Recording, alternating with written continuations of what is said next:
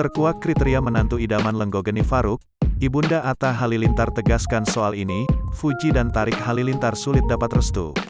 Semenjak resmi berpacaran, Fuji dan Tarik Halilintar kini semakin lengket. Keduanya sudah tak sungkan lagi pamer kemesraan di depan publik, bahkan keduanya juga sudah menjalankan umrah bersama.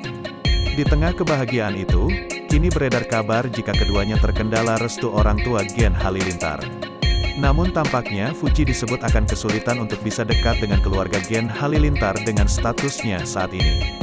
Pasalnya, jejak digital membuktikan Geni Faruk paling anti melihat anak-anaknya menjalin hubungan pacaran. Video itu pun dibanjiri banyak komentar netizen yang berpikir ucapan Geni Faruk sebagai kode untuk Fuji dan Tarik Halilintar. Tak sedikit pula yang mencibir hubungan keduanya karena diawali dengan pacaran dan belum memikirkan untuk menikah.